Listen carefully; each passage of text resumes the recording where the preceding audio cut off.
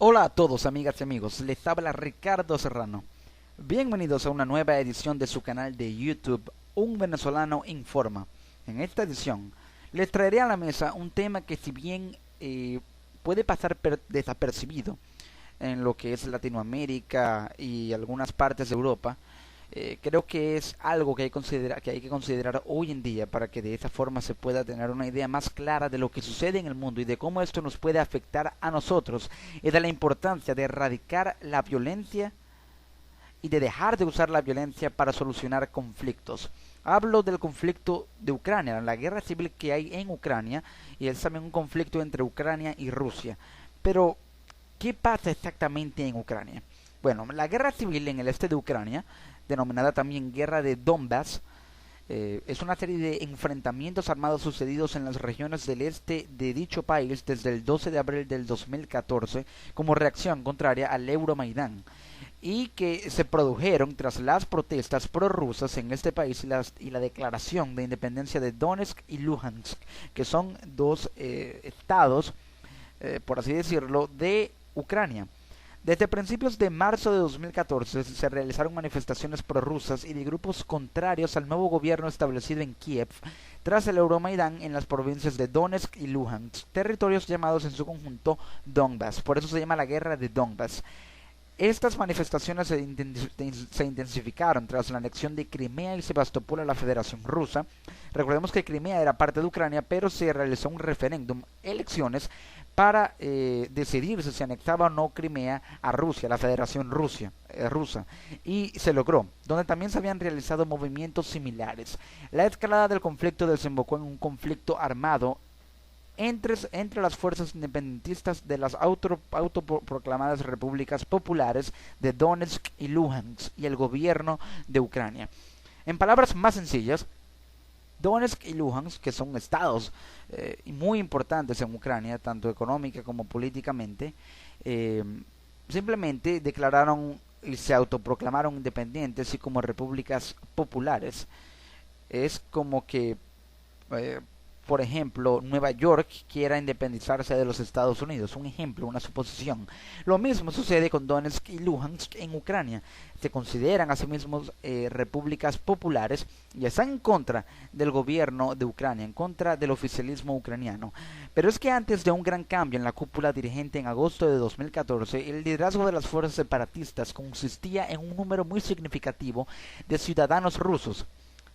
Ahora, además, según las distintas informaciones, los paramilitares rusos que se trasladaron a combatir junto a los independentistas representan entre un 10% y un 80% de los combatientes totales.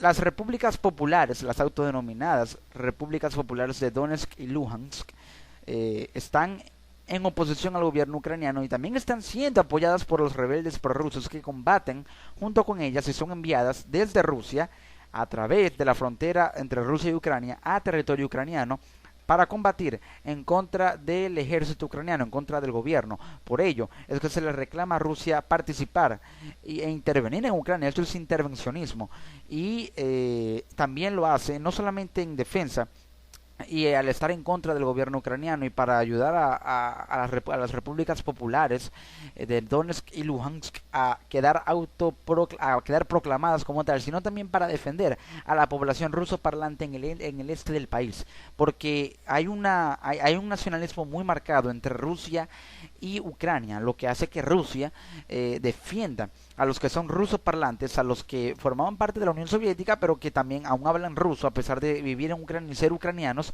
pero que son rusos parlantes y son defendidos de alguna u otra forma por el nacionalismo de Vladimir Putin al enviar a los rebeldes prorrusos para ayudar a Donetsk y Luhansk a combatir contra el ejército ucraniano. Pero, ¿cuáles son las claves para entender ese conflicto? ¿Por qué Ucrania está en guerra exactamente? La crisis en Ucrania se ha intensificado rápidamente en las últimas horas. Kiev, la capital de Ucrania, y sus aliados occidentales acusan a Rusia de enviar tropas y armamento a los rebeldes prorrusos que combaten a las fuerzas del gobierno en el este del país. Moscú niega cualquier participación en esa guerra, Pero la OTAN, la Organización del Tratado del Atlántico Norte, señaló el viernes que las acciones de Rusia eran una descarada violación de la soberanía de Ucrania con operaciones militares directas. Y es que es muy obvio, Rusia está interviniendo en un territorio ajeno, Rusia está interviniendo y violando la soberanía ucraniana, ayudando a fuerzas insurgentes de Ucrania a combatir en contra de un gobierno que con el que históricamente ha tenido, digamos, conflicto, ya que formaba parte de la Unión Soviética, y ahora más aún, más conflicto hay entre Rusia y Ucrania debido al apoyo de Vladimir Putin, de Rusia, de la Federación Rusa, a las fuerzas insurgentes, a las fuerzas separatistas, como se le conoce, que son Donetsk y Luhansk en Ucrania. Pero ¿qué es lo que está pasando y cómo se llegó a este punto en el conflicto que comenzó hace 5 meses? ¿Hubo una invasión rusa? El jueves, la Organización del Tratado del Atlántico Norte, la OTAN, publicó imágenes satelitales que mostraban a fuerzas rusas dentro de Ucrania. Indicó que más de 1000 soldados están operando allí.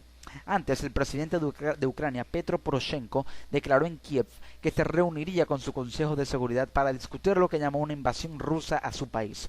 Estados Unidos, donde muchos esperaban una respuesta a los informes del envío de tropas rusas a Ucrania, el presidente Obama declinó calificar de invasión las últimas acciones rusas, aunque responsabilizó a Moscú por la violencia en la región. La OTAN acusó a Rusia de violar la soberanía de Ucrania. Rusia lo niega, la OTAN lo afirma, Occidente lo afirma. Rusia dice que no quiere guerra, Vladimir Putin dice que no quiere guerra, pero reflexionemos. Lo mismo decía Hitler, ¿no? Hitler decía que no quería guerra y ya sabemos cómo terminó todo. Ya conocen el resto de la historia. Pero el viernes la OTAN fue contundente y el secretario general de la organización, Anders Fogh Rasmussen, declaró que a pesar de las vacías negativas, ahora era claro que Rusia había cruzado ilegalmente la frontera de Ucrania y urgió a Moscú a cesar lo que llamó sus acciones militares ilegales. Las claves para entender el conflicto entre Rusia y Ucrania por Crimea son las siguientes. Crimea es el punto neurálgico del conflicto. Allí fue cuando estalló la bomba. Rusia, al quitarle territorio a Ucrania para incorporarlo a su federación, hizo y generó que las fuerzas separatistas de Ucrania, Donetsk y Luhansk, sintiera también esta independencia y esta necesidad de, valga la redundancia, independizarse y de ser autónomas del gobierno ucraniano. Por eso están en contra del gobierno ucraniano. Rusia los apoya porque Vladimir Putin, al apoyar fuerzas separatistas en Ucrania, gana poder político, gana mayores facultades geopolíticas para tratar de alguna u otra forma en algún futuro incorporar también a Donetsk y Luhansk a la Federación Rusa, como lo hizo con Crimea, y tratar de refundar la Unión Soviética, porque parece que esas son las intenciones de Putin. Al apoyar a Donetsk y Luhansk, lo que trata es de ganar mayor poder político y, ¿por qué no?, de ayudar a la economía del país con dos ciudades, dos territorios que son de vital importancia para Ucrania en el ámbito económico y que podrían llegar a serlo para Rusia si Vladimir Putin considera o logra anexar estos territorios a la Federación Rusa. Crimea es una república autónoma de Ucrania. Actualmente está en el centro de una escalada de tensión y un posible conflicto entre Rusia y el gobierno de Ucrania tras la caída de Viktor Yanukovych, el expresidente de Ucrania que huyó del palacio, huyó de Ucrania por corrupción. Pero las claves del conflicto son estas. Primero, Crimea posee un territorio que abarca toda la península homónima, situada en la costa norte del Mar Negro, salvo Sebastopol, parecida a la isla de Sicilia en cuanto a su superficie. Es un centro de sentimiento prorruso. Crimea, a pesar de ser de Ucrania, o de que fue de Ucrania, de ser territorio ucraniano, hay un sentimiento nacionalista ruso muy fuerte, muy marcado en esta región. Por eso también Putin sintió la necesidad de anexar a Crimea a Rusia. Eso hace que Rusia tenga más territorio, mayor rango de actividades militares, mayor campo para sus actividades militares, y esto incentiva y ayuda a mover la economía rusa al tener a un territorio que puede aportar más a la economía de ese país. La región cuenta con 2.3 millones de habitantes, la mayoría de los cuales se identifican como rusos étnicos y hablan el idioma ruso. Por eso que hay un nacionalismo muy marcado y por ello Putin quiso o decidió anexar Crimea a Rusia. Tras la Revolución Rusa de 1917, Ucrania se convirtió en una de las repúblicas socialistas que conformaron la Unión Soviética, la URSS.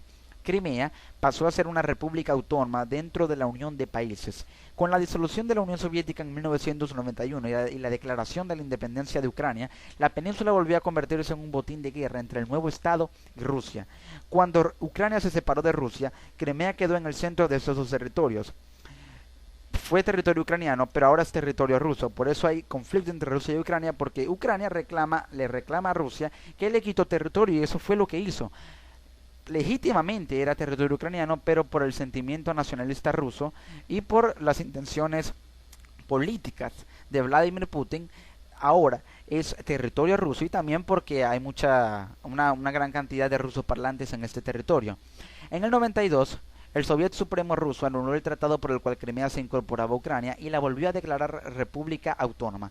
Crimea llevaba tan solo 70 años siendo parte de Ucrania. Esta es una república autónoma dentro de Ucrania, pero tiene mayoría de rusos hablantes, como ya lo mencioné, y una importante influencia rusa. Estos habitantes no aceptan al gobierno de facto en Kiev, que es la capital ucraniana. No se identifican como ucranianos, no aceptan al gobierno ucraniano.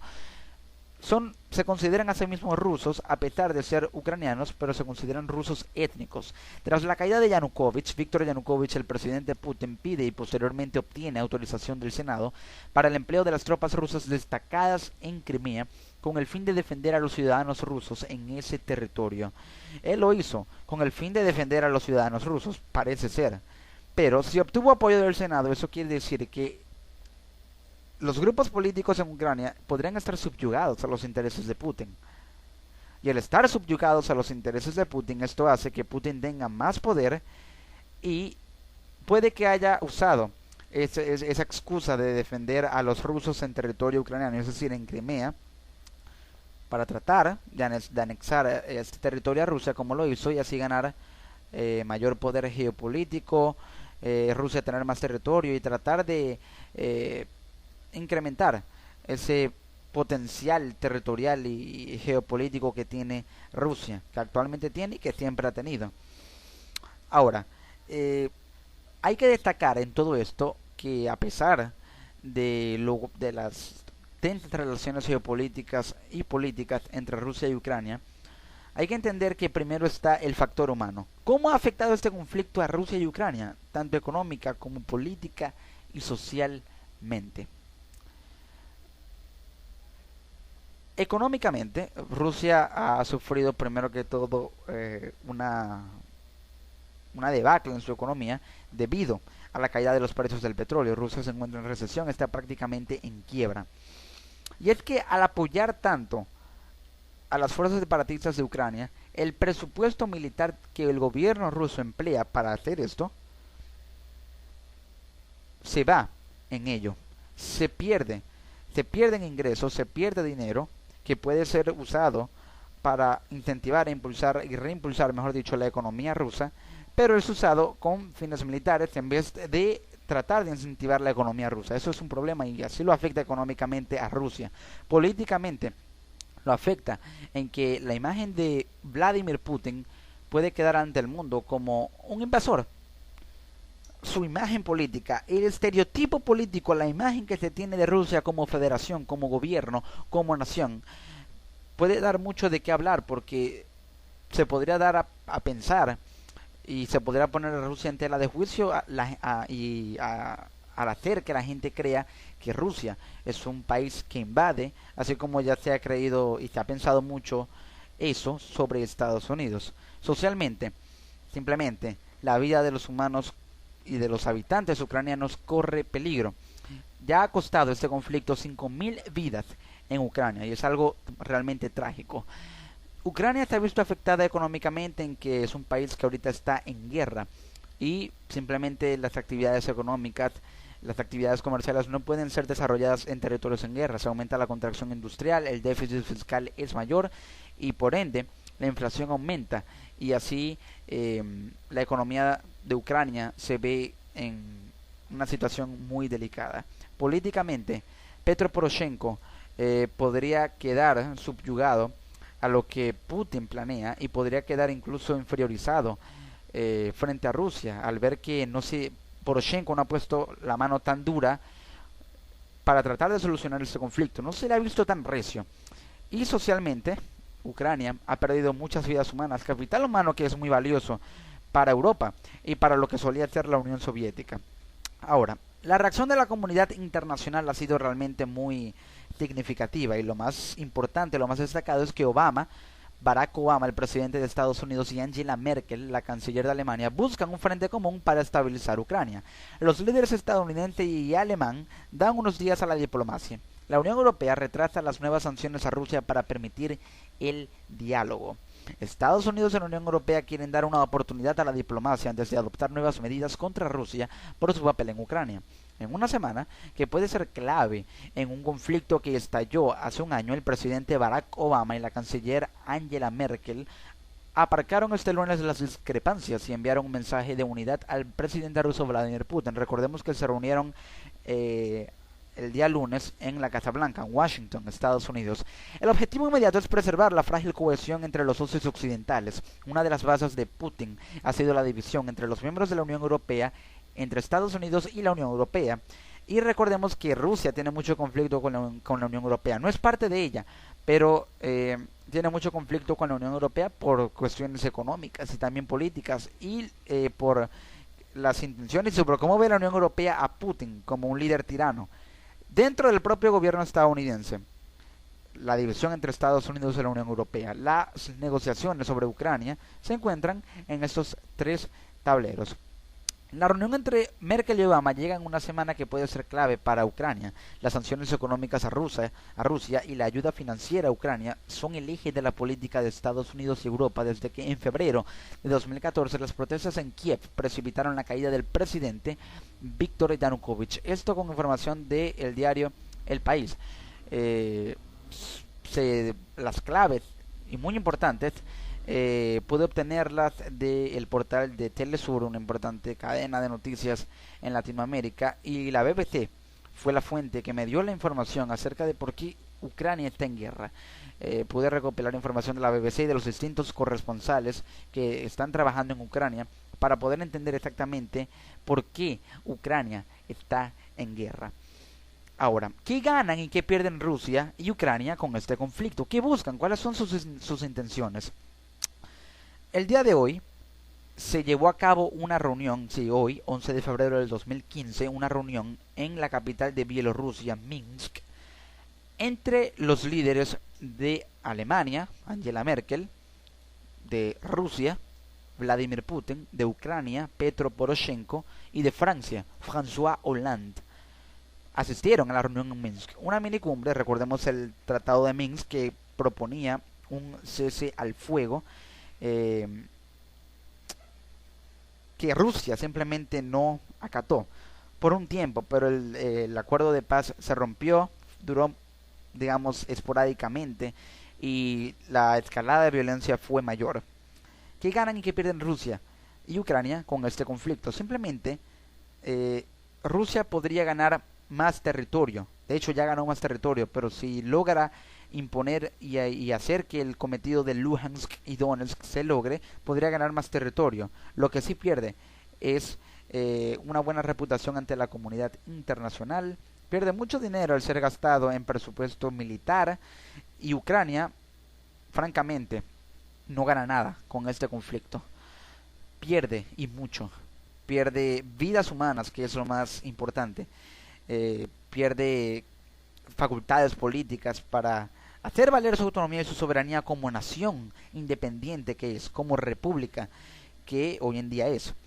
Y bueno, el diálogo y las negociaciones para el cese al fuego se han dado, no se ha respetado ese diálogo, y ese es el problema por el cual Ucrania también está como está, porque Rusia no ha respetado ese diálogo, Ucrania no ha puesto la mano firme, no se ha visto un interés, hace algún tiempo atrás no se vio un interés, mejor dicho, tanto de la comunidad internacional en la Unión Europea para solucionar el conflicto. Pero ahora que la escalada de violencia es mayor, Francia, Alemania, Estados Unidos, el resto de la Unión Europea simplemente están mostrando un interés realmente muy fuerte y muy importante. Por eso se dio hoy la reunión en Minsk, que buscaba llegar a un acuerdo de paz. No se ha concretado nada todavía, hay que ampliar. Próximamente estaré ampliando información en mi cuenta de Twitter, @rspisojournalist, para informar acerca de lo que se obtuvo de la, de la reunión que hubo hoy en Minsk, en la capital de Bielorrusia. Y simplemente en esa reunión lo que buscaban las cuatro partes que participaban, las cuatro partes son Ucrania, los rebeldes prorrusos, Rusia y la Unión Europea y Estados Unidos. Esto es lo que buscaban. Ucrania, esto según información de la BBC Mundo, un artículo que publicó hoy en su página web, dice que Ucrania lo que busca en esa reunión, o lo que buscaba, porque ya terminó, era restablecer la autoridad del gobierno en las áreas separatistas, aunque las regiones de Donetsk y Luhansk podrían obtener mayor autonomía. Desarmar a las fuerzas rebeldes, el retiro de las tropas rusas, recuperar el control de Kiev en la frontera entre Rusia y Ucrania y el intercambio total de prisioneros. Esas son las posiciones de Ucrania. Las posiciones de los rebeldes prorrusos son la separación del resto de Ucrania y reconocimiento de las repúblicas de los pueblos de Donetsk y Luhansk. Esto beneficia a Rusia, obviamente. No desarmar a las fuerzas separatistas. Amnistía para los líderes separatistas. La posición de Rusia, del gobierno ruso, de la federación, de la que está representada por el muy polémico Vladimir Putin, son las garantías legales para los derechos de los rusoparlantes en el este de Ucrania, total autonomía para Donetsk y Luhansk en un sistema federal, aunque no necesariamente independentista, no necesariamente independencia tampoco, no regresar Crimea a Ucrania, obviamente no le conviene a Rusia, el retiro de las tropas ucranianas de las zonas de combate. Las posesiones de la Unión Europea y Estados Unidos, los aliados occidentales de Ucrania, son restablecer la integridad territorial de Ucrania, poner fin a la intervención rusa en el este de Ucrania con el retiro de las tropas rusas y de las armas pesadas, vigilancia efectiva de la frontera de Rusia y Ucrania y desmilitarizar la zona entre los combatientes, y total democracia en Donetsk y Luhansk. Hay que destacar que la ciudad de Debaltseve, en Ucrania, enfrenta una crisis humanitaria. Mientras tanto, continúan intensificándose los combates en el terreno. Más de 5.480 personas han muerto desde que comenzó el conflicto hace casi un año y unas 13.000 han resultado heridas. Según cálculos de las Naciones Unidas de la ONU, unas 5.3 millones de personas viven actualmente en las áreas de conflicto y unas 978.400 han quedado desplazadas internamente, han tenido que moverse a otros estados y ciudades del país lejos de las que originalmente residían, incluidos 119.800 niños. Otras 600.000 personas han huido a países vecinos y 400.000 de ellas han escapado a Rusia. En la reunión que se dio entre Obama y Merkel en la Casa Blanca, se tocaron puntos muy importantes. Primero, Merkel consideró y mencionó que Rusia podría enviar su fuerza aérea a Ucrania. Pero esto es un escenario posible si los separatistas no ceden en territorio. Ojo. Merkel dijo lo siguiente: Alemania apoyará militarmente a Estados Unidos. Pero duplicar este recurso puede socavar la expansión de los rebeldes rusos, hay que tener eso en cuenta. Obama considera que Rusia ha violado el acuerdo de Minsk sobre Ucrania, pero seamos francos, señores, no esperemos menos de un país que invade ex territorio soviético y que busca refundar la Unión Soviética. Obama dijo lo siguiente: impulsamos una solución diplomática, pero Occidente, es decir, Estados Unidos y la Unión Europea, su máximo líder, Alemania, quieren diplomacia. Rusia quiere mayor poder geopolítico. No se le notan muchas intenciones diplomáticas. Putin culpa a Estados Unidos y sus aliados del conflicto en Ucrania, pero irónicamente el que apoyó la intervención de los rebeldes en Kiev fue él mismo. ¿Es esto cinismo? La OTAN deja en manos de cada aliado la decisión de enviar armas a Kiev, pero por favor, hacer eso sería renunciar a la vía diplomática si no se quiera. Una pregunta que nos viene a la mente es: ¿se ha logrado un objetivo? ¿Se ha logrado aislar a Rusia económicamente con las sanciones de Estados Unidos? Y políticamente, con la tensión política que tiene Rusia con la Unión Europea. Ucrania dice que más soldados y equipos militares entraron desde Rusia, pero la afluencia rusa en Ucrania es debido a Putin, hay que tener eso en cuenta. Obama dijo que no ha decidido si enviará armas letales a Ucrania. Si la OTAN hace esto, el orden europeo está en riesgo, porque lo que quiere Estados Unidos y lo que quiere Alemania es una solución diplomática, pero están considerando una solución militar porque al ver que Rusia no cede junto con la diplomacia, no cede mediante la diplomacia, se va a tener que utilizar la fuerza, no tan bruta, pero sí se va a tener que aplicar algo de fuerza para que esta diplomacia pueda de alguna u otra forma no ser aplicada a la fuerza, no, porque nada por la fuerza es bueno, pero sí eh, estimular la diplomacia y hacer que cobre mayor fuerza, porque si no se aplica mano fuerte en Ucrania, es decir, si no se aplica no se aplican facultades militares de Alemania y Estados Unidos en Ucrania, simplemente Rusia va a seguir aprovechándose de ello, de la debilidad de Ucrania, para tratar de desviar de retomar otra vía que no sea la diplomática y así obtener lo que quiere. Simplemente se tiene que utilizar eh, la facultad militar para de esta forma poder, eh, digamos, reivindicar la diplomacia. Ahora, con respecto a lo que mencioné sobre si se ha logrado un objetivo, que es aislar a Rusia, hay que considerar aspectos muy importantes con respecto a esto. Se logró aislar económicamente, Estados Unidos le aplicó sanciones, pero según información que y la opinión de un colega periodista, Carlos Guerrero, arroba señor venezolano en Twitter, síganlo, dice que, bueno, creo que aún no se ha logrado tal objetivo, pero está en marcha. Y francamente concuerdo con ello, porque eh, es un proceso realmente muy largo para que se logre aislar a una nación tan poderosa como Rusia, a pesar de los golpes que ha sufrido, sobre todo en su economía. Pero si este es el objetivo de los Estados Unidos y si con esto se evitará una mayor escalada de la violencia en Ucrania, bienvenido sea.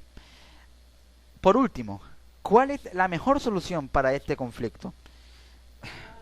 Y es muy obvio de la importancia de esto, porque de esta forma se puede considerar que